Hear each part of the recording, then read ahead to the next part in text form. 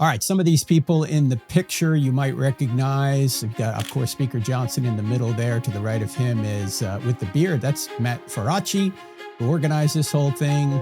Ami Kozak next to him. Right to the left of Matt is Megan Basham, and I'm right behind her. And you can see Steve Meyer to the right of me. He does appear to be a very genuine man. It's the first time I've met Speaker Johnson, but I was very impressed with his humility and, of course, his knowledge. And you'll see as we go, he has some amazing stories and some amazing insights. And MSNBC, I think they're called MS Now or something, there were people on that network who were criticizing the Speaker of the House, Mike Johnson, because he said that our rights came from God, not government. And they were just flabbergasted over this. And Mike Johnson explains why it's ridiculous that they're flabbergasted over this, because that's straight from the second paragraph of the Declaration of Independence. It just goes to show you, not only do our school kids not know about history, people on TV who are news anchors don't know about history.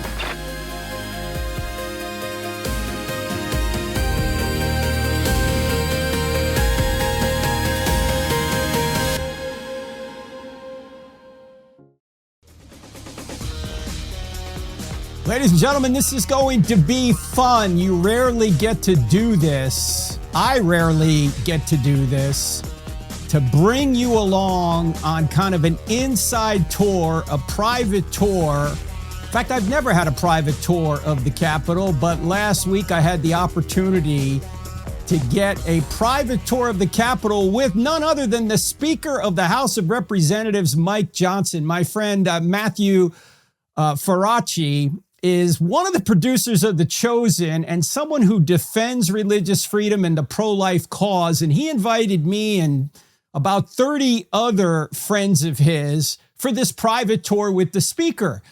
And typically you don't obviously get to go with the Speaker on a private tour. And typically you can't have it filmed. But a number of us had our iPhones and they enabled us to use the iPhone. So I want to take you along with us on this private tour of the Capitol with Speaker Mike Johnson. This is from Wednesday, May 20th. We started out with a meal in a old dining room right there in the Capitol that is actually being renovated, the old house dining room. And when Speaker Johnson came into the room, I was standing right near the doorway and he recognized me. I don't know how he recognized me. Well, I know how he recognized me. We have a great team that puts all of our content online and it goes far and wide. And I guess the Speaker has seen some of it.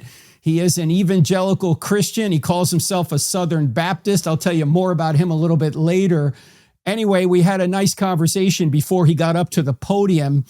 And one of the things I said to him is I said that as an evangelical Christian involved in politics, I'm very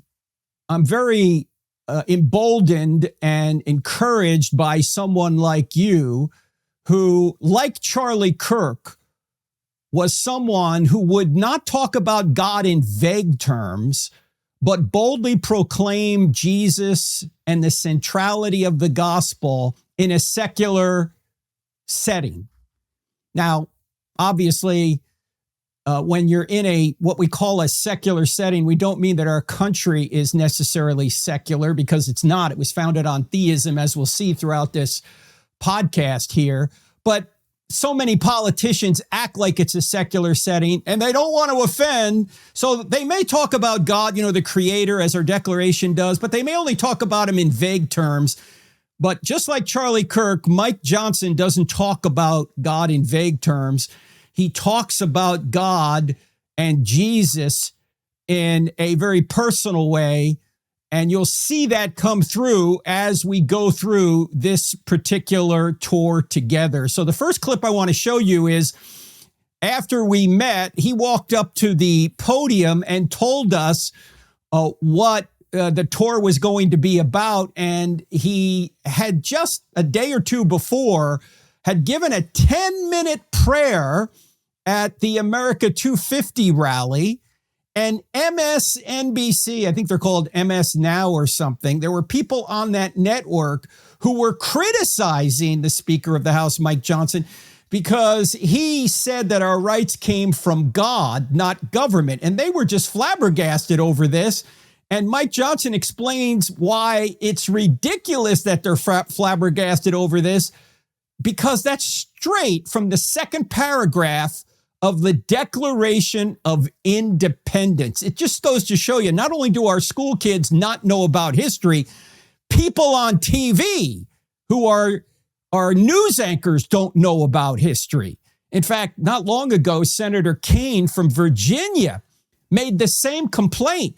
How could you say that our rights come from God? They come from government. He's from Virginia. That's where Thomas Jefferson was from. Yes, the same Thomas Jefferson that wrote the Declaration of Independence and founded the University of Virginia. Jefferson says our rights come from God, and the senator from Virginia doesn't know that. Anyway, here is Mike Johnson starting out or explaining what the tour is going to be about. Here he is. Because the word spread today that y'all are here, and we're really grateful. We just have, we don't have a long time together tonight, but I thought what would be fun is, has anybody ever been on the House floor, been in the House chamber for the, I got some regulars. For the rest of you, what I thought we'd do is make our way to the House floor by way of the crypt, I guess. We'll maybe go through there. I'll show you the Billy Graham statue on the way, which is my favorite now, and tell you a quick story about how we got there. Which is interesting, but we want to go on the House floor, and the whole purpose of this is because the common thread or the thing that ties us all together is our commitment to our faith and to our Creator, which we're celebrating now on the 250th anniversary. Yes. So much, and we just did the big Rededicate 250 Sunday. I'm sure a lot of y'all were out there. I got attacked for, I don't know, did y'all, all I did was pray, okay? 10 minutes. They said pray for 10 minutes. Pray for 10 minutes. I mean, I do it in a prayer closet, but it's not in front of 20,000 people, but we did. And so in the prayer, I literally quoted the Declaration, second paragraph, right? Which is sort of the foundational principle of America. And MSNBC had a whole hit piece thing. Did y'all see this? Yes. This clip's going around. And Katie Turek, who's a primetime television host, she said, "Can you believe this, Mike Johnson? He suggested that our rights don't come from government, they come from God." And and she said, "Is he putting the Declaration, is he putting God above the Declaration?" And we were like, what? I mean, I literally quoted the second paragraph, "Hold these truths to be self-evident." I didn't say it. Jefferson wrote it, okay? I'm just stating the obvious. But these people are they're so lost and so uneducated. This woman is on primetime television every night, indoctrinating a whole generation of people. Right. And they are what they believe is antithetical to our founding. Yeah. So what I wanted to do tonight is take you on in the middle of it, right on the House floor, the chamber, and we just spent some time in there looking at all the symbols in there to remind everybody of what our real foundation is. What a good time to do it on the 250th. So I want to be a good steward of your time. We fed you well, so you can't fall asleep during all this. But we're going to walk a little bit and do that together. So, and I don't know how well y'all know Mary Miller and Rich McCormick. I think we got Marlon here too. And Marlon, he's hiding behind Rich. It's those broad shoulders that Rich has. And Marlon does. Three, not just my favorite colleagues, but favorite human beings. These are awesome people who God's raised up to serve for such a time as this. And they're holding the line every day and walking out their faith and just being a shining light on Capitol Hill. How many of you know it's a dark place sometimes? We need all that. But you bring a lot of light here as well. I'm really excited about that. So the idea here is we're going to meander through. We just finished the last vote series, so the house should be clearing out. And so we'll go through the crypt and make it up to the house floor, and I'll try to point out a couple things on the way. So sound good? Don't get lost. If you get lost, meet us on the house floor. Anything else you want to? Okay, let's do that. Y'all been in here long enough, right? Okay, let's roll. Up here. All right, so then we went on a tour toward the crypt. Before we get there, and I'll explain what the crypt is here in a minute, I want to mention there were a couple of folks in that room who weren't on the tour, but they were just there to greet us. One was Senator Langford from Oklahoma, a Christian, and another was Congresswoman Mary Miller from Illinois, Republican from Illinois, And she actually said she had been using the I Don't Have Enough Faith to Be an Atheist curriculum with her kids. I guess she homeschooled her kids, so we had a nice conversation. Anyway, there were some great people in that room. In fact, we're going to play a little clip now before we get into the tour. Ami Kozak, who is a comedian, was there as well, and he was impersonating Trump throughout this tour, as was, you'll see as we go through this, Mike Johnson is actually impersonating President Trump.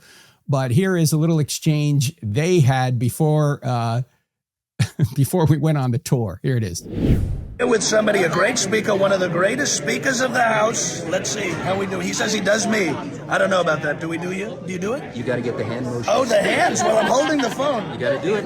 Look at that. He's got a future as a comedian, but we want him to speak a lot longer. We do. So let me do the comedy. You okay? do the comedy. Wait, should I do a Mike Johnson here? It's very boring. It's not that boring at all. Basically, we're doing everything we can, and as you know, Mr. Speaker, we have a lot of people on this hill, and there are a lot of dark and dangerous people, but we're standing up to them and we're praying and doing everything we can, like a TV dad from the 50s. He's somebody who can rely on. TV dad, it's got to be deeper, man. A little deeper. You're gonna do me. Well, I'll stick to your favorite president for now. Speaker Mike Johnson, Very ladies good. and gentlemen.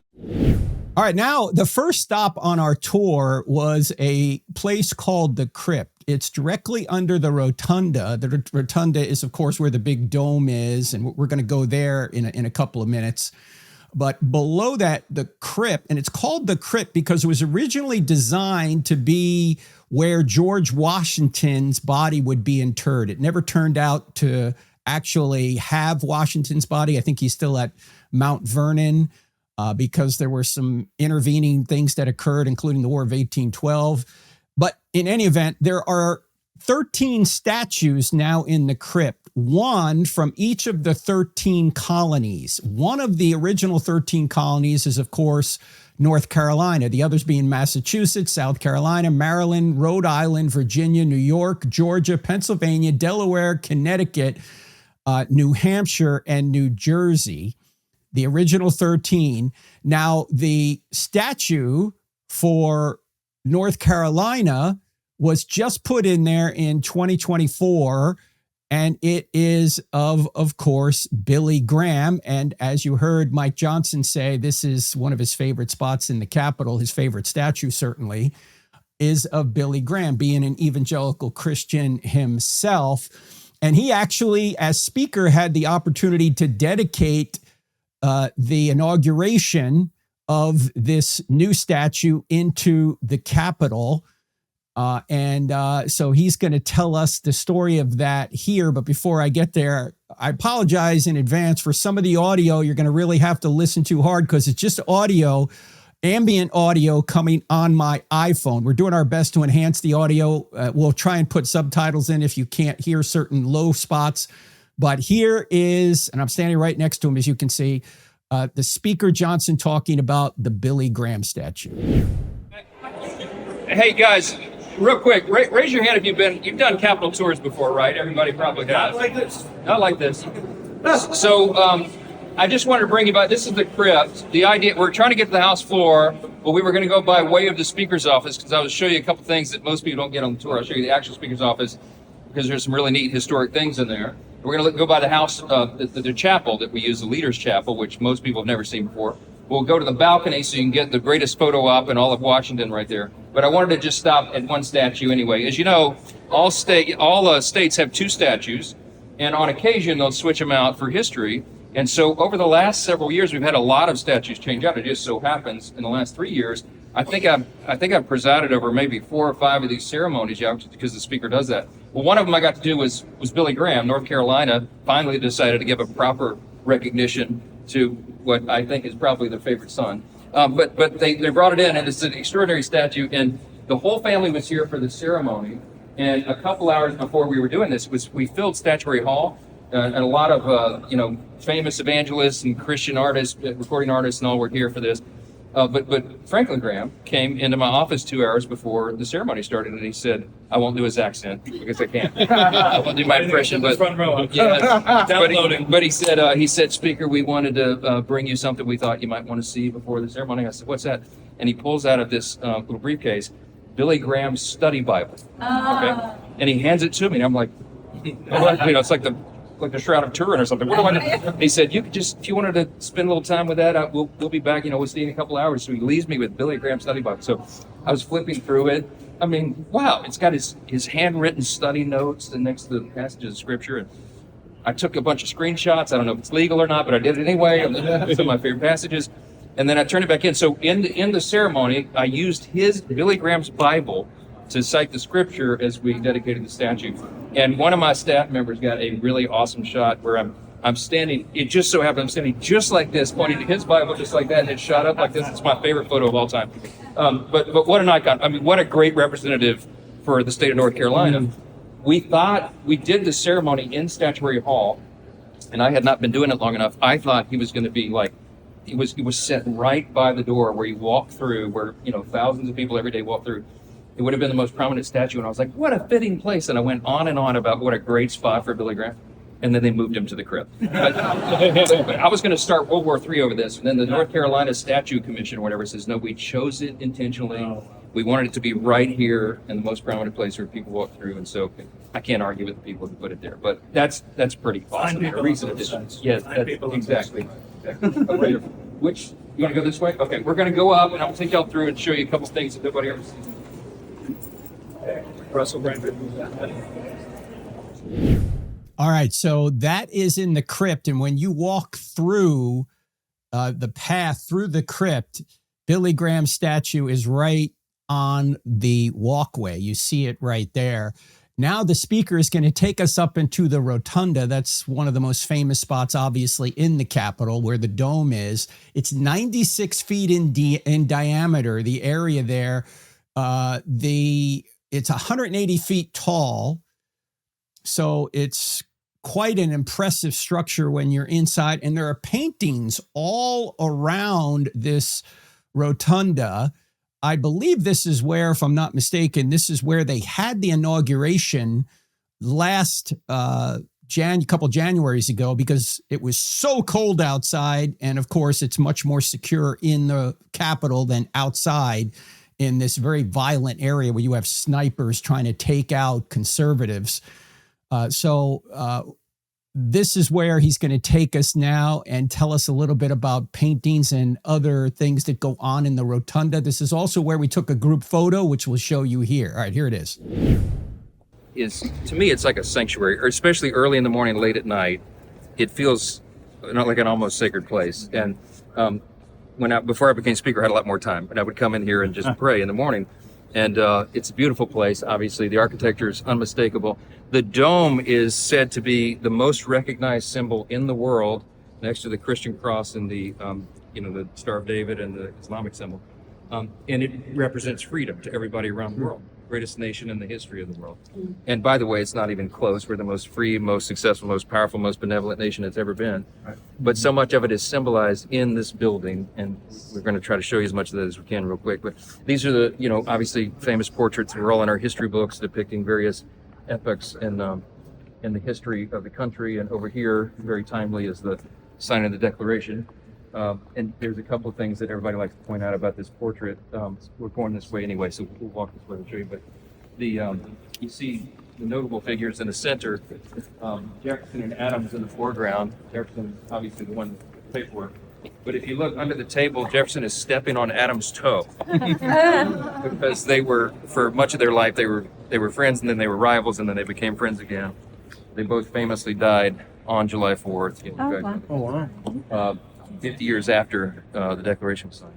Wow. And so it's just an awesome rendition. And they got the faces, it is said in history, they got most of the faces very well to depict the actual signers. And so we walk all the school kids through here, and you'll notice in every one, if we had time, I'd tell you all, but in every one of these portraits, there's some recognition of the faith, the deeply embedded religious and moral tradition of our country.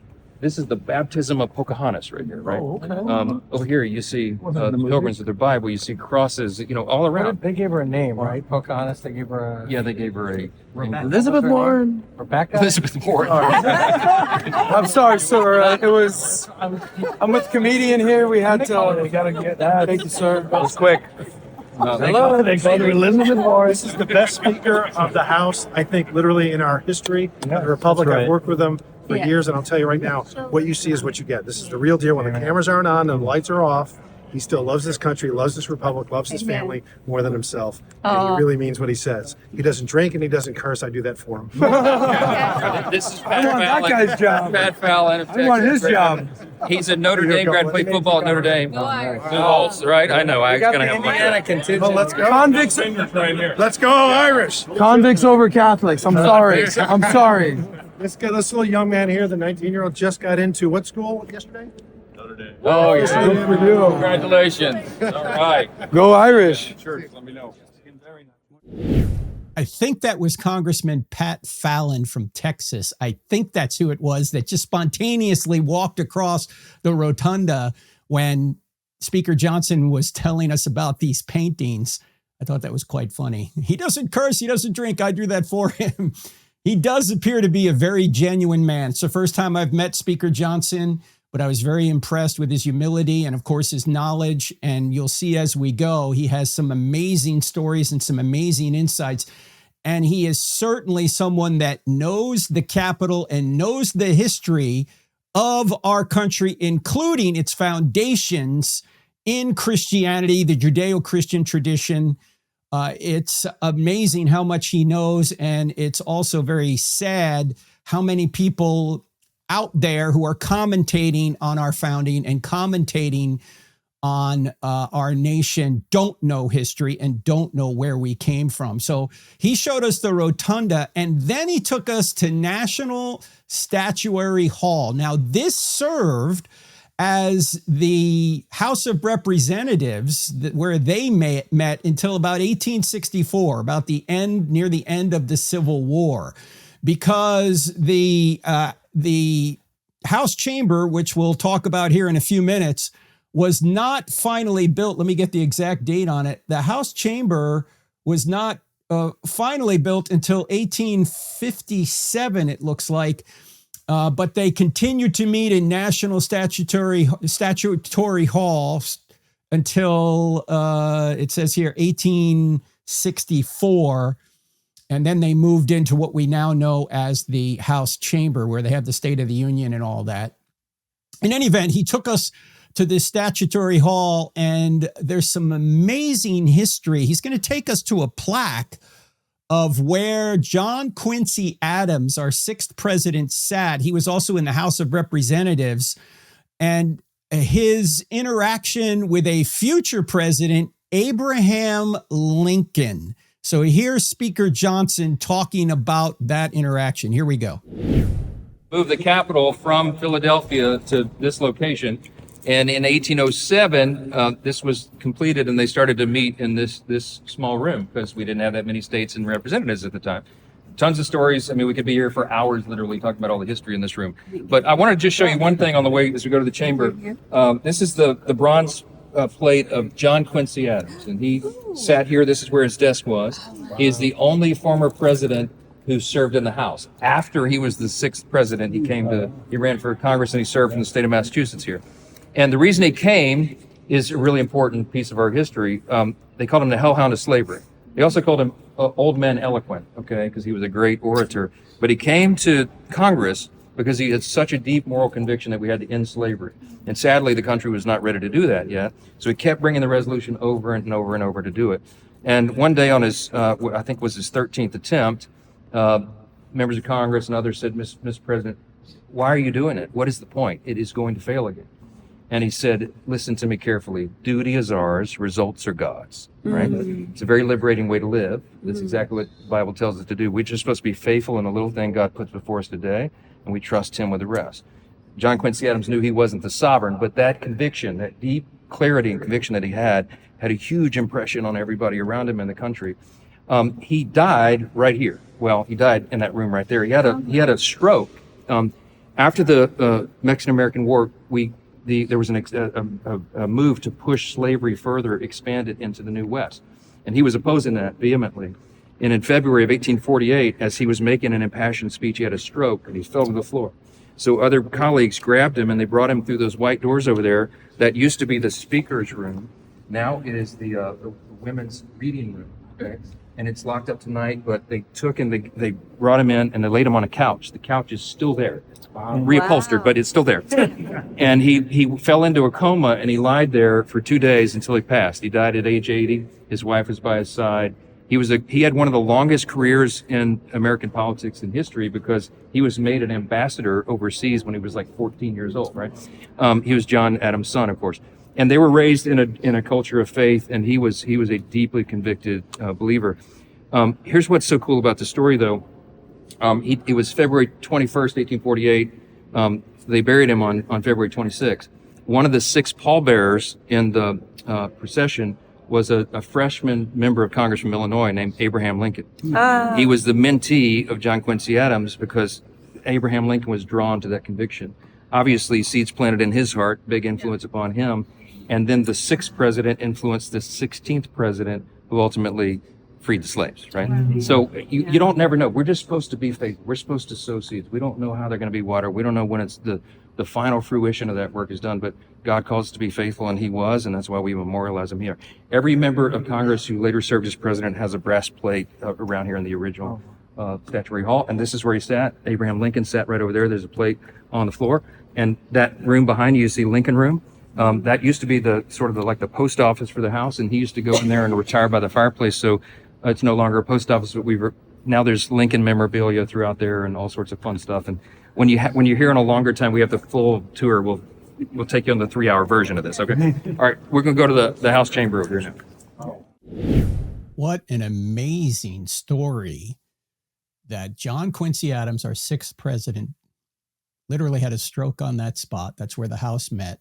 He was serving in the House after he was president, and he influenced Abraham Lincoln.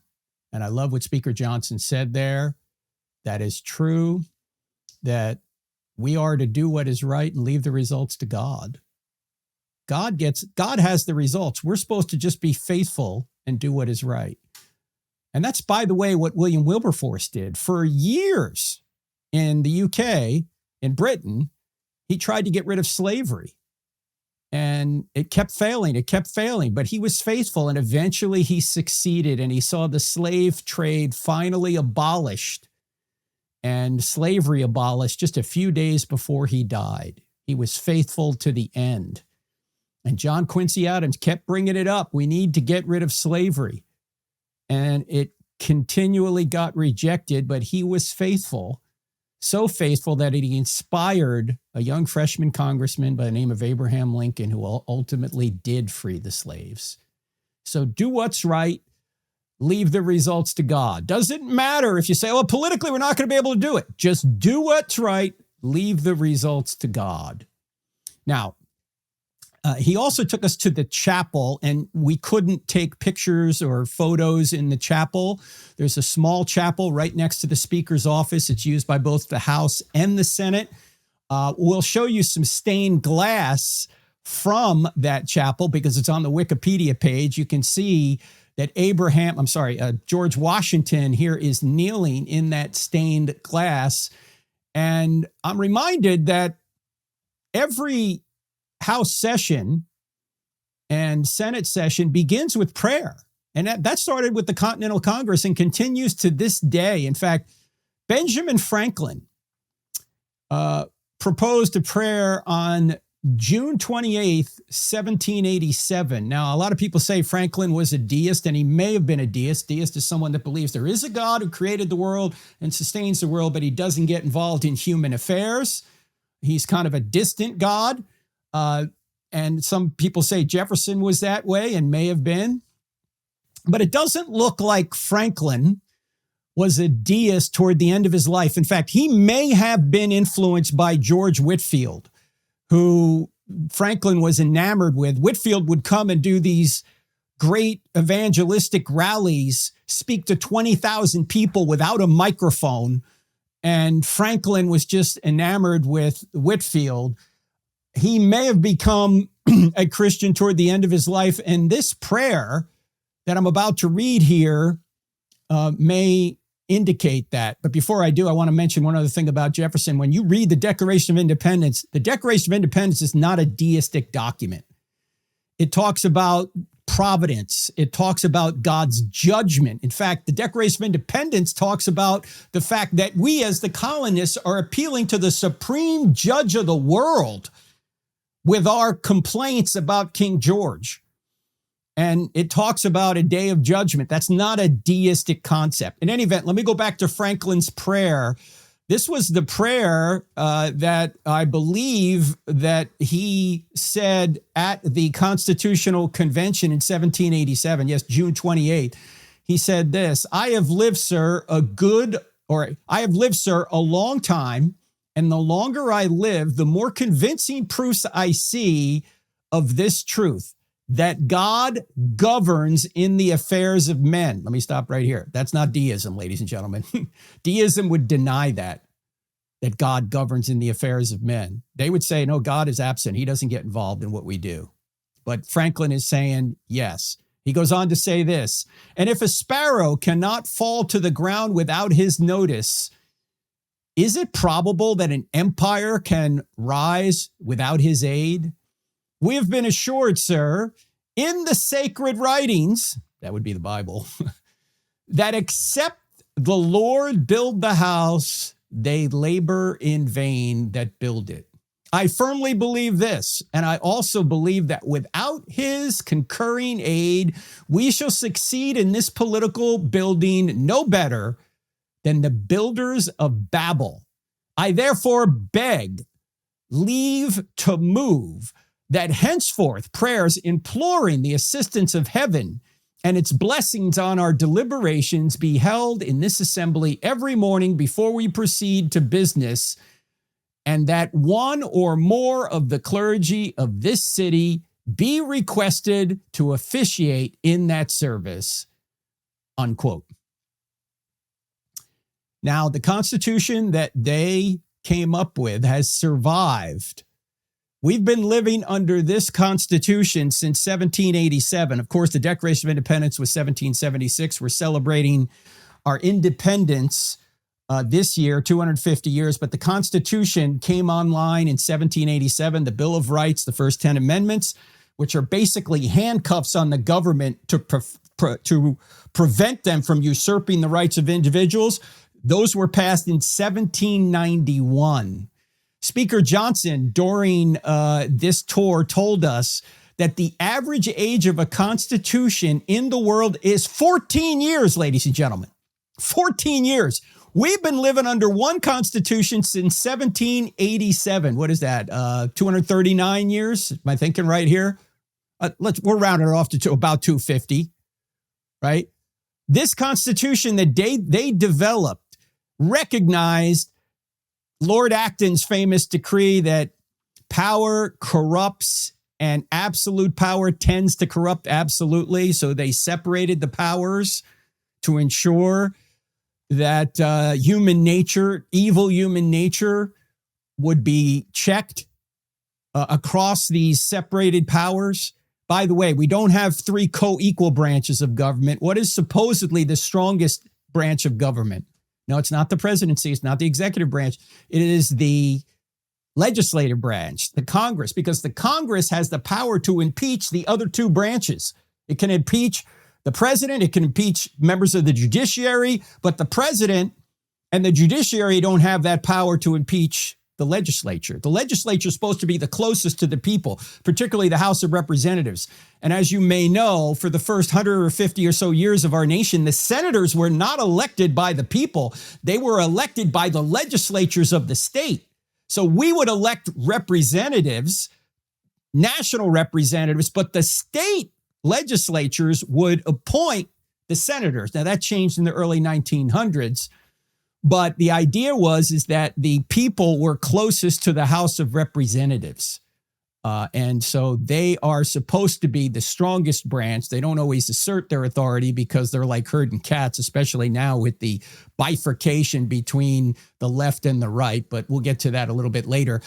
Speaker Johnson then took us out to the balcony. Now, the balcony is, as he says, the best photo op in all of Washington. Now, there's construction down on the mall, you'll see, as we'll show you this view, but this is the view that you want to have if you come to Washington, D.C., because you're standing in the Capitol looking down the mall toward the Washington Monument. And then beyond that, of course, is the Lincoln Monument. And here, this is right outside the speaker's office. This is why he says this is one of the two perks of being a speaker. You got the balcony with the great view, and then you've got the speaker's office with a lot of sports memorabilia. He'll tell us about this in a minute. But here is Speaker Johnson on the balcony with us. Yeah. And the other is collection of sports memorabilia, which people send you and I'll show you that on the way out. But this is a really awesome thing. On July 4th every year, we have a big ceremony up here. This will be the biggest one of all time, July 4th, 250. We have wounded warriors and their families up here. We just basically give them the balcony, and then I have just a small handful of family and friends. We go all the way down at the end and we entertain everybody. But last year, I mean, it'd make you so proud to be an American. Last year we were here, that stage is set up, and our one just like it. We had the Beach Boys playing while the fireworks good began vibrations over the Washington out there. Monument. It was like America, you know. And the National Symphony Orchestra's down there. There was thousands of people just filling all the grass all the way down. This year is promising to be the greatest fireworks display of all time. It has to be. It's going to be so big. Oh yeah. Probably. He may do a better trumpet. I think he does. But I hear you do the best. Yeah, well, I need a backup. I'd love to see. We'll have a Trump. We'll have a Trump right here. Faraci will. So it's a great photo op, and they're building all this stage right now. This is Memorial Day stuff, as you can see, but I think they'll keep some of that up for a while. But That's cool. this is where we used to do the inauguration. I don't know if we'll ever be able to do it again, but it takes them 3.5 to 4 months to build the platform out all the way out there, and all the members of Congress sit up here, and the president comes out with a big procession. But we moved it indoors last year in the rotunda, and now in the heightened threat environment with snipers and everything else, right? The question is, we're going to be able to do that outside again. Also the cold. Weather's always been an issue with that, but we'll see. I don't know. It's the crazy times we live in. So, okay, let me walk. I'm just trying to keep it moving because I want to show you all as much as I can. Short time period. Okay, we'll go this way. Oh no. All right, so here are some pictures from that spot. You got me and Steve Meyer. You've got me, Steve Meyer, and Steve Deace. You know, Steve Deace from his program. In fact, we're going to have Steve on the podcast next week. He's got some great new stuff coming out. There are several other pictures. Megan Basham was with us. In fact, let me also show you, I forgot to do this when we were in the rotunda, but we got a group shot in the rotunda. So let's take a look at this shot right here. All right, some of these people in the picture you might recognize. You've got, of course, Speaker Johnson in the middle there. To the right of him is, with the beard, that's Matt Faraci, who organized this whole thing. Ami Kozak is next to him. Right to the left of Matt is Megan Basham, and I'm right behind her. And you can see Steve Meyer to the right of me. Let's see, Lucas Miles is over Ami's left shoulder, and his wife, Chrissy. Joel Berry is back there, formerly with the Babylon Bee. Now he's with Jeremy Boring. Who else is in here? Adam Sauce is kneeling. He's with Pat Bet David. Let me see what else I can see in here. You got Gates Garcia there off the speaker's right shoulder. Then Steve Deace behind him. John Lovell of the Warrior Poet Society was there. Graham Allen is way to the left. Who else can I see here? I'm not getting everybody, but you get the idea. These were the folks that were invited to come, and they brought guests. And it was just an amazing tour that the speaker gave us. So we'll throw a few other pictures in here. These are people just taking pictures during the tour, which just everybody so thoroughly enjoyed. It was very well done. And then after the balcony, he took us into the speaker's office, which is a place you rarely get to go, as you can imagine. But before we get to the speaker's office, and by the way, there's an amazing story he's going to tell us in there. Before we get there, let me mention a couple things that are coming up. One is the Cross-Examine Instructor Academy. We do have some seats left, both for the presenter and non-presenter track of CIA, the Cross-Examine Instructor Academy. If you want to learn how to better present and answer questions, you want to be a part of this, it's going to be in Charlotte, July 30th to August 1st. Myself, Greg Kokel, Natasha Crane, Elisa Childers, Alan Parr, Richard Howe, Jason Jimenez, and other instructors will help you get better at what you do to defend the Christian faith. Also want to mention this weekend I'll be in Knoxville, Tennessee at the Colson event there. This is going to be a great event. It's not just me. There are several other speakers, but it's going to be Friday and Saturday. I'll be there along with other folks like Oz Guinness and John Stone Street and Cliff Kneckley. So I hope you guys, if you're anywhere near Knoxville, can check that out on our website. Then on Monday, the final session of the Bible You Never Knew. We're going to be talking about Esther and all the typology we've been through in the Old Testament. Then the following weekend, that is the 5th and the 6th, I'll be out in Denver, Colorado at Brave Church for the Last Stand conference put on by my friend Seth Gruber. He's going to premiere his brand new movie. I'll be out there with Ali Beth Stuckey and several others. You don't want to miss that if you're anywhere near Denver. The following weekend will be at Prestonwood Church, the great Prestonwood Baptist Church there with my friend Jack Graham. And I'll be doing the weekend services there with Jack. That's down in Dallas, Texas. And by the way, I got to mention this. I just started reading John Lennox's new book. It's his autobiography called My Story. And I've only been through the first chapter or so, but it's fascinating already. You want to pick up John Lennox's autobiography called My Story. And I'm going to have him on the show, Lord willing, here shortly to talk more about that. All right, let's go back to the Speaker of the House. I'm taking you on this private tour. He's now going to take us into his office and then his conference room, and he's going to show off some of the sports memorabilia, and then he's going to tell us an amazing story about the Jefferson painting and the James K. Polk painting. You're not going to believe how this went down, but here we go. Let's go into his office. So this is the speaker's actual office. Tons of history in here. They don't let us touch anything above that crown molding there because obviously some of this is original stuff. But they let you repaint this part of the wall. And my predecessor had it like a weird blue color, and I came in and like, no, let's try to make it look as original as possible.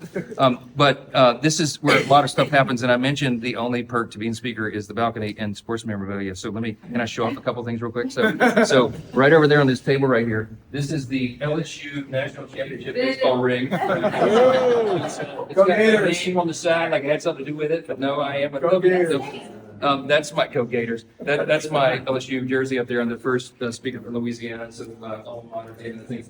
Down here, if you follow college football, this is the 2019 National Championship helmet signed by Joe Burrow and Coach Joe. Y'all remember Coach Joe? There's that. There's my Saints jersey up there. Behind that door is my baseball jersey from the National Championship team. They gave me that. Over there in that corner over there, behind you is a helmet signed by Drew Brees. It's a Hall of Fame helmet. Pretty cool. Oh, there's a Tim Tebow picture underneath that. I don't know why. Oh, there we go. Now we're talking. Yeah. Why is Tim on the floor? I don't know what happened. Must be new.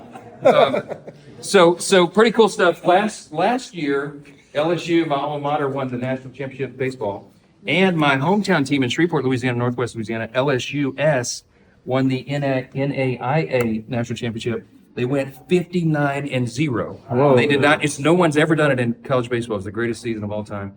Great guys, they're all humble. So many of these guys are believers, and they came and hung out. We did the White House thing. We had a joint thing, LSU and LSUS. So many baseball players at the White House, they filled it up. They won awesome. 59 straight games. 59-0. Never been done before, and probably won't be done again. So, sorry the messy desk. I didn't have time to clean. Okay, but I'm going to show you the coolest sports memorabilia yet. Walk in here, I'll show you. This is our conference room. And it's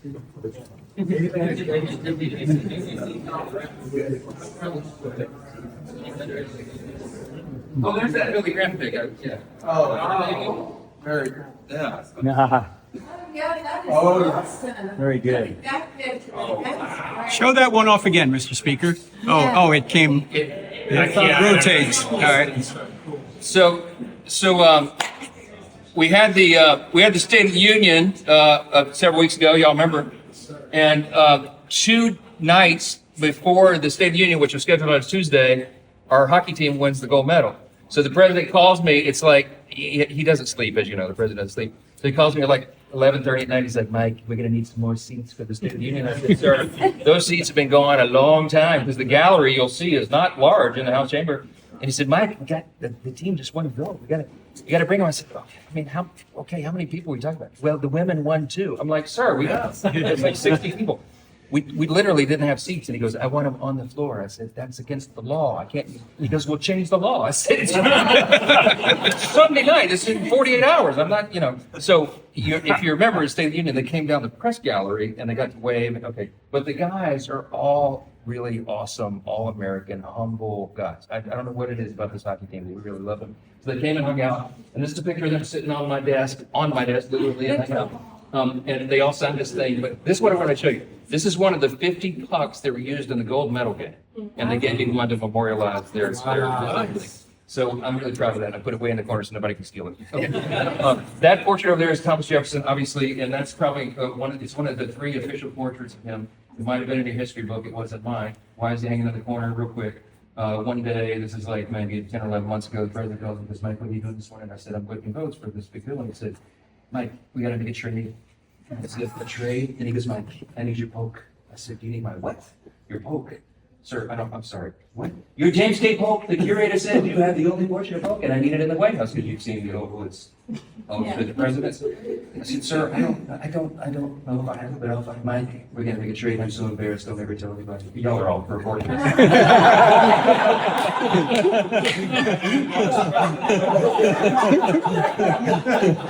In hindsight, maybe I shouldn't have shared the story. So he goes, Mike, I'm gonna give you a Jefferson. Okay? You like Jefferson, right? You wrote the Declaration? Yes, I love Jefferson. It's such a bad trade because nobody knows Pope, but everybody knows Jefferson. But I'm going to give it to you anyway because you get that. And so a few weeks later, the curators do their thing, we do the trade, and we find it. Well, it turns out James K. Polk is the only former speaker who was also president of the United States. Wow. So he was hanging in what I'm fixing to show you is the speakers gallery with all the portraits of the former speakers. Well, it's now gone. There's a little sticky note on one of the White House. So then I get to Jefferson, this priceless portrait, and I'm like, wait, I can't put him in Polk's place because he was not a Speaker of the House for everything else he did. So I'm walking around with this, I'm not holding it, my friends are, and where are we going to put Jefferson? The only place I have is in this corner. In the comic strip. And so we have historians come in on tours that they're all walking around. They're like, yeah, that's the Battle of Manassas. Like, wait, is that the? And then they realize it's the original, and they look at me like I've committed a crime. Why? Jefferson in the corner. Exactly. That's right, baby. So the way I explain it is, I said, you've heard of the art of the deal. This was the deal of the art.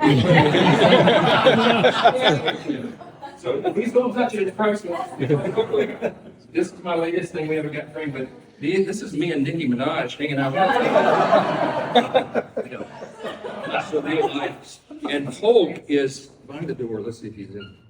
Oh no, he's on this side. But Polk has a very prominent place. You can see every square inch of the Oval is covered by torches now. There's that. Okay, we're going this way. So James K. Polk, ladies and gentlemen, was the 11th president of the United States. He's the only president born in North Carolina. He was born about 10 miles from where I sit right now. There's a James K. Polk farm on which he was born, and the shack in which he was born is still there. He's born in 1795. He became the Speaker of the House, and then he became the president, the 11th president. And I just thought it was quite funny that President Trump needed the only James K. Polk portrait in the White House that was in the Capitol because he was a Speaker of the House. He needed it, and he traded for Polk by sending Jefferson and a president to be named later. No, just he sent Jefferson to Speaker Johnson, who then put it in the corner of his office, the only place he could put it. So one of the originals, there's only 3 originals of Jefferson. There it is in Speaker Johnson's office. And there is no Speaker of the House portrait for Polk in the Capitol. There's just a stickum that says on loan to the White House. So it wasn't the art of the deal. It was the deal of the art. I just find that funny. Anyway, well done by Speaker Johnson. Now, he took us into the House chamber. Now, you cannot bring video cameras or take pictures in the House chamber. So we took a couple of pictures just outside the House chamber. And here is me with Steve Meyer and my congressman, Mark Harris from Charlotte. He was the only other congressman. Well, we saw that one of the gentlemen, but there were very few congressmen around that afternoon. When we walked out of the House chamber, there my congressman was. What are the odds of that? Anyway, so my friend Mark Harris is the congressman in our district. He used to be the pastor of First Baptist here in Charlotte, and now he is a congressman. Here's a picture of him with Megan Basham and Megan's husband, Brian. So we took some pictures right outside the chamber, but we did go into the chamber and we sat there just like we were at the State of the Union. Yes, this is where they do the State of the Union. There's no assigned seating in this place for the State of the Union. So since we didn't record it, I'll just from recollection tell you what Speaker Johnson told us. He said, when you see the president come down that center aisle during the State of the Union, all those people are greeting him. It takes him, he said a half an hour to get down. It takes about 10 minutes. But those people who are greeting him, it's almost like a concert. You need to get there in the beginning of the day and save your spot if you want to be there when he comes down the aisle. Because regardless, most congressmen, certainly the conservatives anyway, but even some liberal congressmen want to be seen shaking the president's hand, and they want FaceTime for national TV. So they will line up on that aisle trying to get that spot. Now, everyone says the same thing when you walk into the House chamber. It's a lot smaller than it looks on TV. It's quite intimate, actually. The place can seat about 950 people, including the balcony gallery. On the floor, as you know, there's only 435 or so seats because it's for the House of Representatives. And in fact, Speaker Johnson told us something funny when he first got elected in 2016. So he shows up in Congress in 2017. He decides, I'm just going to be humble. I'm just going to sit in the back. So he sits in the back in the corner and at a function where everyone had to be there. And some of the more senior congressmen are like laughing at him. And he's sitting in the seat on the end, and literally some guy comes up and pulls on his ear like, you're in my seat. Well, it happened to be Don Young, who was the representative from Alaska, who was an old timer who always sat there. He said, Sonny, get out of my seat. So he thought he was being humble. He was actually treading on ground he shouldn't have been treading on, unbeknownst to him. But of course, the senior congressmen are just allowing him to get hazed, essentially, by Representative Young. He told us a couple of other very interesting things about the House chamber. He pointed up to the ceiling. There's a bullet hole in the ceiling, and there's also a bullet hole in a drawer on a desk. Why?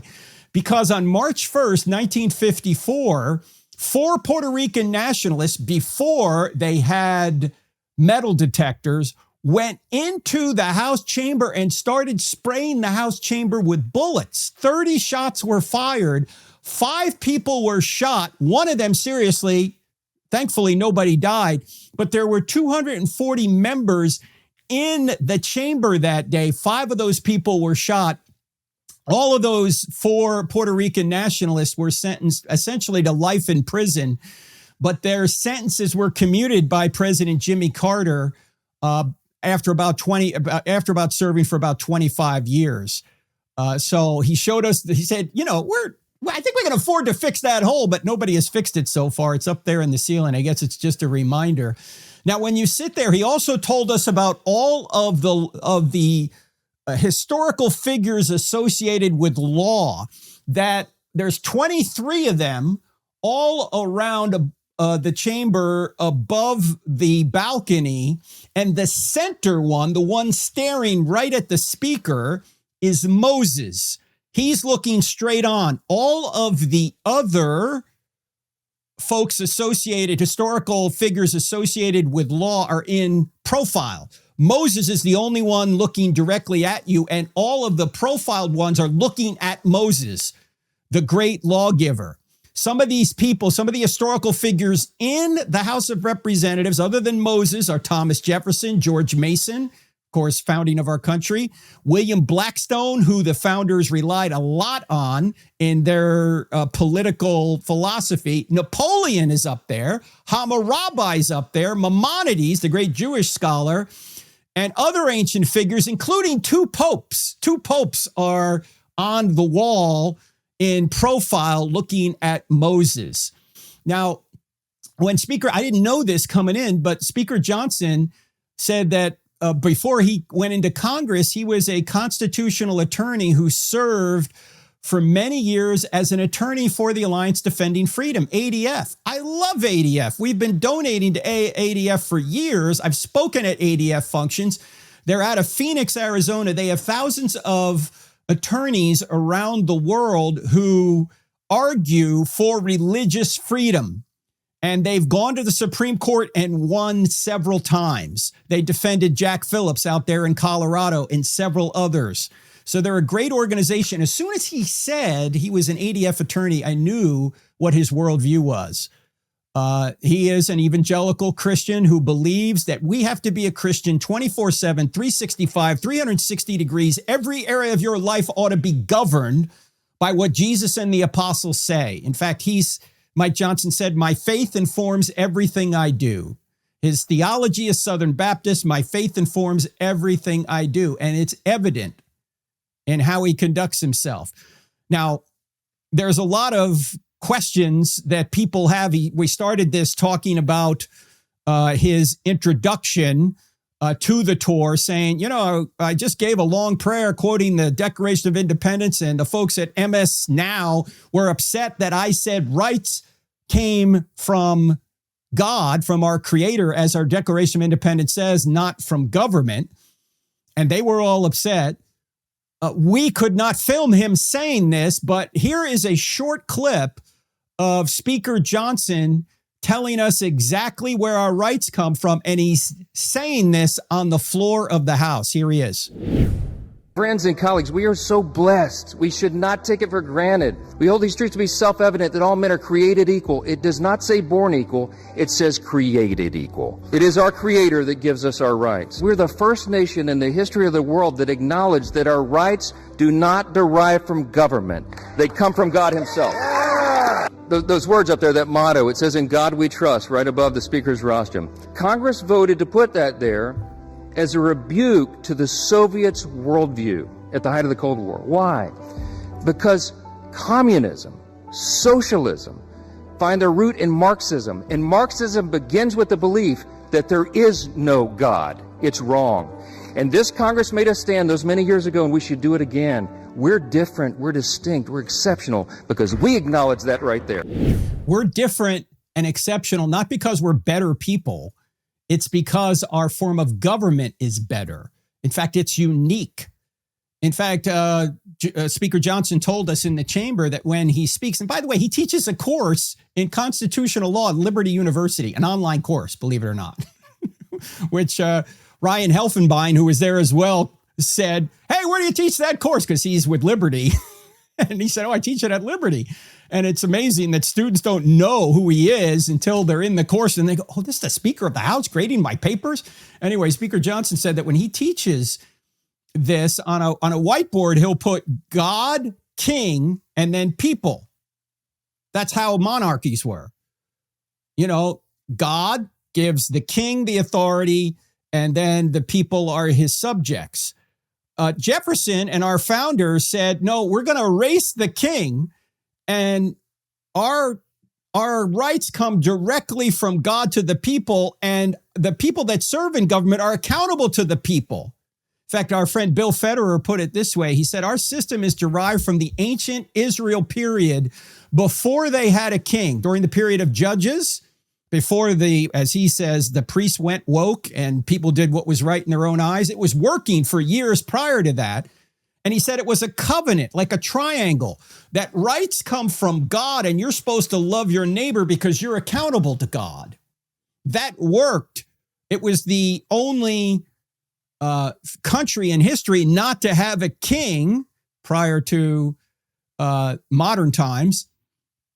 And it had God at the top and then people, but people would vote to put representatives in place in our representative republic.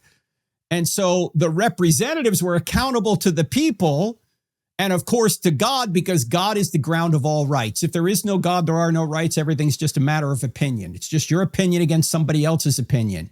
Yet you have people out there arguing they have certain rights, and they're atheists. You can't justify rights without God. Otherwise, it's just a preference. And it turns out that when you can erase the king, but if you erase God, then you just have the atheistic, communist, Marxist viewpoint that there's no God, there's no standard. It's either mob rule or more often dictator rule. And here's what Mike said. Don't quote me on this verbatim because I can't remember everything he said specifically. But he said, look, I try and be kind to everyone here. I invite everyone to Bible study, whether they're Republican or Democrat. Not very many Democrats come. There's a few that still do. He said, the problem is so many of the Democrats are trending hard toward Marxism. There are very few moderates left. And in the primaries that are going on right now or have gone on this spring, the more moderates are being beaten at the primary level by Marxists. And that's why we're very polarized now. In fact, he said, it's a miracle that currently in the House of Representatives, we can pass anything. I mean, the numbers don't really work. We only have a couple of seat advantage, but somehow we can get stuff through, that God's providence is working. But he said, if the Marxists take over the midterms or win in the midterms, this country is going to have even more problems than it currently has. And look, I don't have time to go on a deep dive on this. We've talked about it in the past, but if you look at the platform for the Democrats, it is trending Marxist. And so much of their rhetoric is that way. It's a continual class struggle between the oppressed and the oppressors. We talked about that in previous podcasts. If you want to see why we're so divided politically, look at this philosophy, this Marxist philosophy, as there are oppressed groups and oppressor groups. In fact, we'll put that image up on the screen. We've talked about it before. I won't dwell on it because we've talked about it in previous podcasts. I want to wrap this one up. But if you think that there are groups out there that are always oppressed, no matter their personal behavior, and there is another group out there that are always oppressors, regardless of their personal behavior, then you're buying into this class Marxist struggle or this Marxist class struggle that is a natural, or I should say a political philosophy of perpetual conflict that will never bring peace. And it's obviously unfair. You're treating people based on what artificial category you put them in, not their personal behavior. And this is where DEI comes from: diversity, equity, inclusion, also known as didn't earn it. It actually hurts people it's supposed to help, because as soon as you see somebody who's a minority that's in a position of authority, a lot of times you think, oh, you're just the DEI hire, when that person may have earned that and didn't require all this DEI nonsense. It's not even fair to them. Equity is not attainable. We're not even going to have equity in heaven, ladies and gentlemen. What we want is equality of opportunity, but not equity of outcome. That's impossible. And you can't continually demonize people. You can't demonize conservatives as not just wrong people who need correction, but evil people who need to be eliminated by calling them Hitler and fascists and oppressors. That's one reason why my friend Charlie Kirk was murdered, because they kept calling him a fascist, Hitler. That's why there's been at least 3 attempts, maybe 4 attempts on President Trump's life. How do you keep calling people these ridiculous names and not expect some other people in your political wing, some extremists, to not take this kind of violent action? Charlie always said, when the dialogue stops, violence begins. I don't believe the other side is evil and needs to be eliminated. I might believe that they're wrong, but we have to have dialogue and work on areas we can agree on, and stop demonizing people. Now, you can oppose their ideas. I think Marxist ideas are leading to an evil result because it misunderstands human nature. We've talked about this so many times before. I don't have time to dive into it here, but it completely misunderstands human nature, and it leads to terrible results. So Speaker Johnson went on to say that pastors need to lead and protect their flocks. Christians need to be salt and light, and we're not being responsible as pastors or as Christians by negligently allowing evil to hurt innocent people, including children, and failing to protect our ability to preach and live the gospel. By the way, we're going to come out in September with a brand new book on this and so many other topics. My co-author is my friend Phoenix Hayes, also a graduate of Southern Evangelical Seminary. Here's a cover of the book. It's called The War on Reality. It comes out September 8th. The subtitle is Recovering Truth in a World That Celebrates Lies. And this book is not only going to be hard-hitting on so many of these issues, not just political issues, but so many other issues, but it's also a fun book. We have a lot of, let's just say it, we have a lot of jokes and snark in this book that I think it will make it an enjoyable read. My co-author, Phoenix Hayes, is very witty on that. I threw a couple of my own dad or granddad jokes in there too. So we're trying to make it a fun read as we all witness the destruction of Western civilization. So check out The War on Reality. By the way, it would help us if you would pre-order that because the more people pre-order it, the more Amazon and other like Christian book distributors want it, which drives up interest in it. And so more people will see it. So Speaker Johnson went on to say that, rightfully so, that the government's main responsibility is to punish wrongdoers, which protects innocent people from evil. And that comes right out of Romans 13, right out of Romans 13. And when a government doesn't do that, when it doesn't protect innocent people, when it doesn't punish wrongdoers, it's actually not performing as God intended. In fact, as you know, God created three institutions: family, government, and the church. The church came later. And we can't be 2/3 of a Christian. We can't only be concerned with the family and the church. We also have to be concerned with government. Because if you don't have a good government, the family gets hurt and the church gets hurt. In fact, most of the times it's bad governments doing evil to the church and to the family. In our country, we have the capacity to influence government and even be the government. I mean, obviously, Speaker Johnson is an evangelical Christian. He is in a position of power in the government. That's a good use of his time and his talents.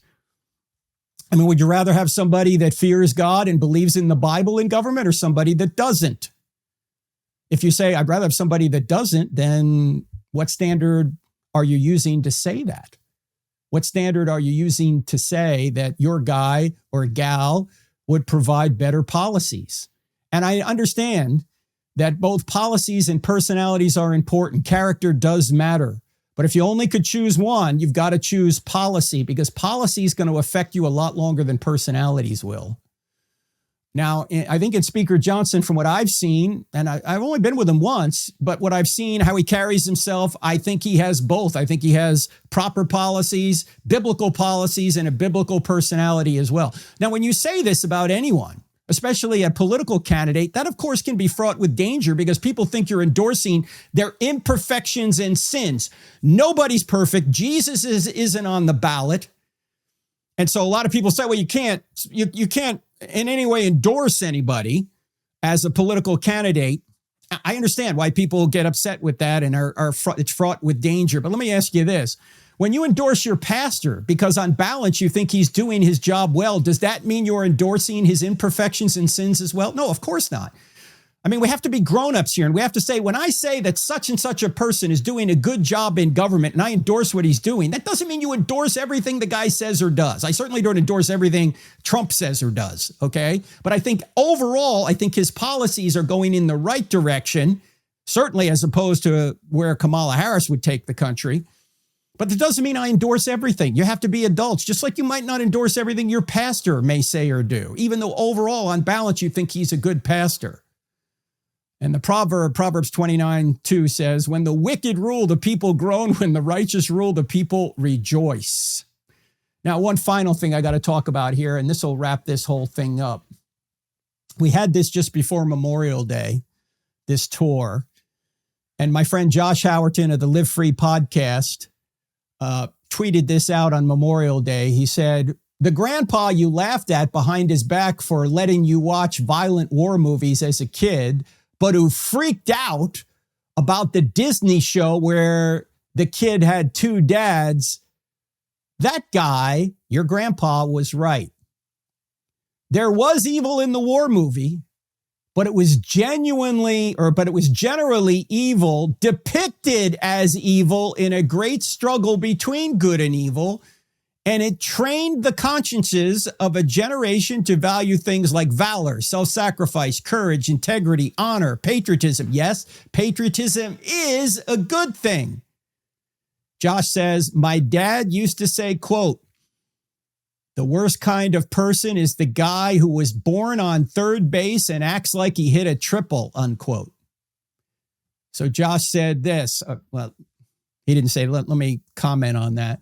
So many people in our country think this is the worst place, and there's so much evil that our country has done. Yes, every country's done evil. But if you live in America, you're on third base in life. I mean, you are in the greatest country of all time in terms of prosperity, in terms of benevolence, in terms of freedom. And if you think that there's some place else that does it better, you're welcome to go there. That doesn't mean we're perfect, doesn't mean we can't improve, we can. But don't try and run down the country that gave you the freedoms that you enjoy to protest against that very country. At least have a little bit of gratitude. You're on third base already. Don't think like it's you that hit the triple. It was people before you that hit the triple, that gave their lives to start the country and protect this country from evil. It was Ben Franklin who said after the Constitution was done, a woman asked him, what kind of government did you give us, Mr. Franklin? And he said, a republic, if you can keep it. Yeah.